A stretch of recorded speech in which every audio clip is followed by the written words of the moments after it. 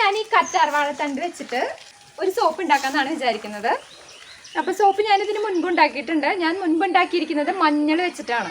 അപ്പോൾ ഇന്ന് എന്തായാലും ഇവിടെ കുറേ കറ്റാർവാഴയൊക്കെ ഉണ്ട്. ഈ ഒരു കറ്റാർവാഴ വെച്ചിട്ട് തികച്ചും നാച്ചുറൽ ആയിട്ടുള്ള ഒരു സോപ്പ് ഉണ്ടാക്കിയിട്ട് എടുക്കാം. എല്ലാവർക്കും നമസ്കാരം. BR ബോക്സിലേക്ക് എല്ലാവർക്കും സ്വാഗതം. അപ്പോൾ കറ്റാർവാഴ വെച്ചിട്ടുള്ള സോപ്പാണ് ഉണ്ടാക്കുന്നത്. അപ്പോൾ ദേ കറ്റാർവാഴ ഇതിൽ നിന്ന് മഞ്ഞക്കറിയൊക്കെ നന്നായിട്ട് വരുന്നുണ്ട്. അപ്പൊ ഞാൻ മുൻപും പറഞ്ഞിട്ടുണ്ടല്ലോ, കറ്റാർവാഴയെ പൊട്ടിച്ചു കഴിഞ്ഞാൽ തന്നെ അതിലത്തെ കറ നല്ല പോലെ പോകണം. അപ്പൊ അതിന് വേണ്ടിയിട്ട് കുറച്ച് സമയം ഒന്ന് വെയിറ്റ് ചെയ്യാം. അതിനുശേഷം ഈ ഒരു കറ്റാർവാഴയുടെ തണ്ട് നന്നായിട്ടൊന്ന് കഴുകി എടുത്തിട്ട് മിക്സിയുടെ ജാറിലിട്ടിട്ട് നല്ല പോലെ അരിച്ചെടുത്തിട്ട് കാണാം. കറ്റാർവാഴയുടെ ജ്യൂസ് ഇവിടെ റെഡിയാക്കി എടുത്തിട്ടുണ്ട്. അപ്പൊ ഞാനൊരു കളറിന് വേണ്ടിയിട്ടാണ് മൊത്തം കറ്റാർവാഴ അടിച്ചെടുത്തിട്ട് അതിന്റെ ജ്യൂസ് എടുത്തേക്കുന്നത്. അപ്പൊ നമുക്ക് കളർ വേണ്ടാന്നുണ്ടെന്ന് വെച്ച് കഴിഞ്ഞാൽ അതിന്റെ ജെല്ല് മാത്രം എടുത്തിട്ട് ചെയ്യാം. പിന്നെ സോപ്പിന്റെ ബേസ് എടുത്തിട്ടുണ്ട്.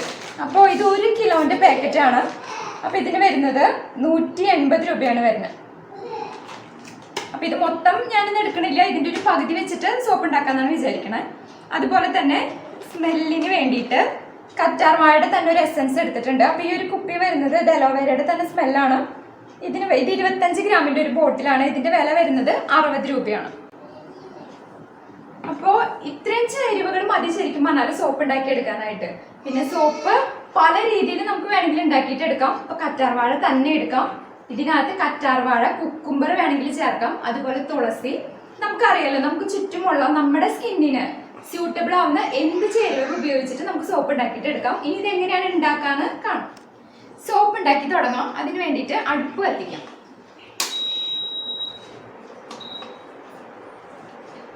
ഞാനിവിടെ ഇതാ ഒരു പാത്രത്തില് കുറച്ച് വെള്ളം എടുത്ത് വെച്ചിട്ടുണ്ട്. അപ്പൊ ഡബിൾ ബോയിലിംഗ് മെത്തേഡ് വഴിയാണ് സോപ്പ് ഉണ്ടാക്കിയെടുക്കാം. അപ്പൊ അതിന് വേണ്ടിയിട്ട് കുറച്ച് കട്ടിയുള്ള പാത്രം എടുക്കണം. അപ്പൊ ഇനി ഒരു വെള്ളം നല്ല പോലെ ഒന്ന് തിളച്ച് വരണം. എന്നിട്ട് ബാക്കി പരിപാടികൾ ചെയ്യാം. വെള്ളം തിളച്ച് വരുന്ന സമയം കൊണ്ട് ഈ ഒരു ബേസ് ഇതിന്റെ പകുതി ഈ ഒരു പാത്രത്തിലേക്ക് ഇട്ട് കൊടുക്കാം.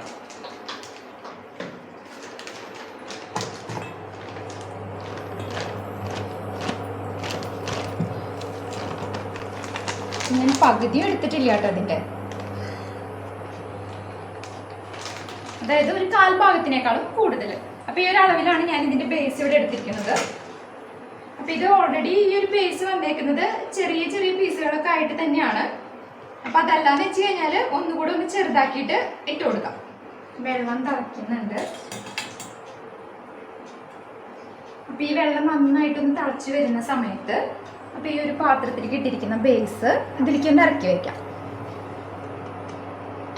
ഇനി ഇത് പതുക്കെ പതുക്കെ മെൽറ്റായിട്ട് വരാൻ തുടങ്ങും.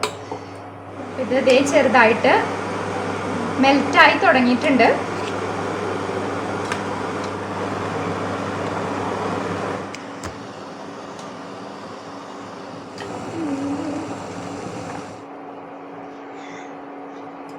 ഇത് കുറച്ചുകൂടെ മെൽറ്റായിട്ട് വരാനുണ്ട്.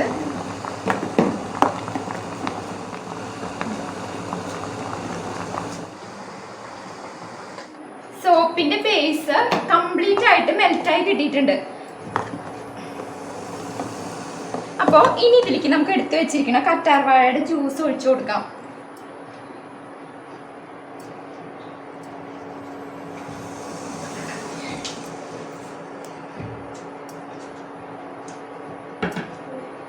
നന്നായിട്ട് ഇളക്കാം. ഫ്ലെയിമിനെ ഓഫാക്കാം. എന്നിട്ട് ഇതിലേക്ക് എടുത്തു വെച്ചിരിക്കുന്ന അലോവേരയുടെ തന്നെ എസൻസ് അതും കുറച്ച് ഒഴിച്ചു കൊടുക്കാം.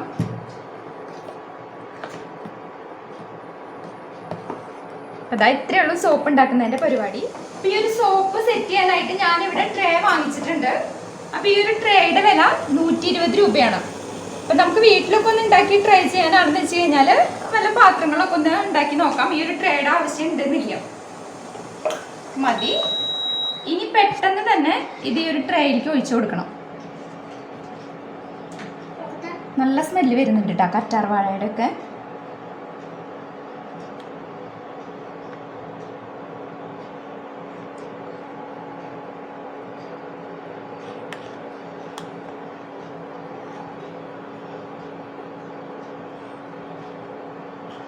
ഇതിലേക്ക് വേണമെങ്കിൽ ഗ്ലിസറിൻ ചേർത്ത് കൊടുക്കാം.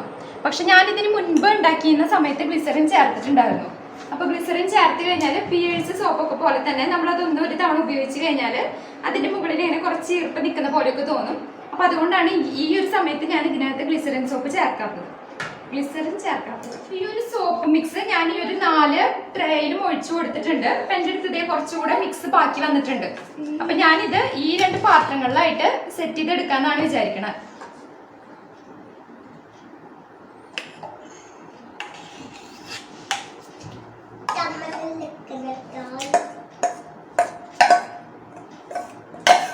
സോപ്പിന്റെ പരിപാടി കഴിഞ്ഞിട്ടുണ്ട്. അപ്പൊ ഇനി ഈ ഒരു സോപ്പ് സെറ്റ് ആയിട്ട് വരാനായിട്ട് 3 മണിക്കൂർ എന്തായാലും വേണ്ടി വരും.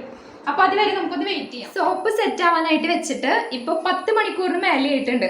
അപ്പൊ അതെന്താന്ന് വെച്ചാൽ ഇന്നലെ വൈകിട്ടാണ് ഞാൻ സോപ്പ് ഉണ്ടാക്കിയത്. അപ്പൊ പിന്നെ വൈകുന്നേരം ആയതുകൊണ്ട് തന്നെ എടുത്ത് നോക്കാനൊന്നും നിന്നില്ല. അപ്പൊ ഇന്നിപ്പോ രാവിലെയാണ് ഞാനിത് എടുത്ത് നോക്കണേ. അപ്പൊ നല്ലപോലെ സെറ്റ് ആയിരിക്കുന്നുണ്ട് ഇവിടെ. അപ്പൊ ഇനി ഈ ട്രേന്ന് ഞാനൊന്ന് എടുത്ത് കാണിച്ചു തരാം. ഓൾറെഡി ഇളകി തന്നെ ഇരിക്കണം.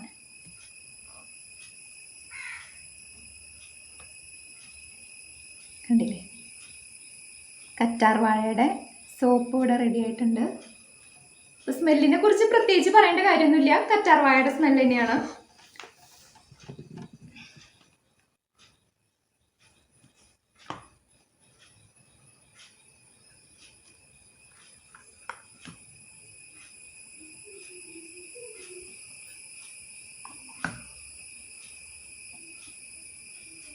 ഇപ്പോൾ കറ്റാർ വാഴ കൊണ്ടുള്ള സോപ്പ് തയ്യാറായിട്ടുണ്ട്.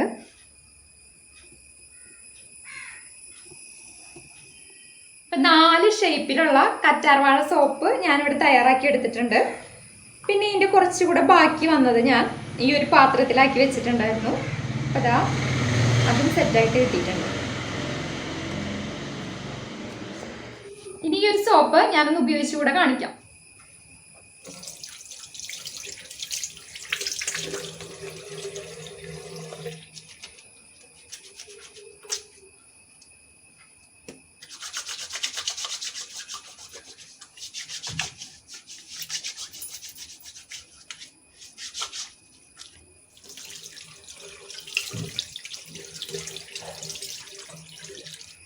അപ്പോൾ എല്ലാവരും ഇതേ രീതിയിൽ സോപ്പ് ഒന്ന് വീട്ടിലുണ്ടാക്കി നോക്കുക. നമ്മൾ തന്നെ ഉണ്ടാക്കി ഉപയോഗിക്കുമ്പോൾ എന്തായാലും സക്സസ് ആവും. അതിന് പുറമെ നല്ലൊരു സന്തോഷം കൂടിയിട്ടാണ്. അപ്പോൾ എന്തായാലും ട്രൈ ചെയ്യുന്നു. അപ്പോൾ ഈ ഒരു സോപ്പിന്റെ വീഡിയോ നിങ്ങൾക്ക് ഇഷ്ടപ്പെട്ടിട്ടുണ്ടെന്ന് വെച്ച് കഴിഞ്ഞാൽ എല്ലാവരും എൻ്റെ ചാനൽ ഒന്ന് ലൈക്ക് ചെയ്യുക, ഒന്ന് സബ്സ്ക്രൈബ് ചെയ്യുക. അതുപോലെ തന്നെ നിങ്ങളുടെ ഫ്രണ്ട്സിനൊക്കെ ഒന്ന് ഷെയർ ചെയ്ത് കൊടുക്കുക. ഇതുപോലെ നല്ലൊരു വീഡിയോ ആയിട്ട് വീണ്ടും കാണാം.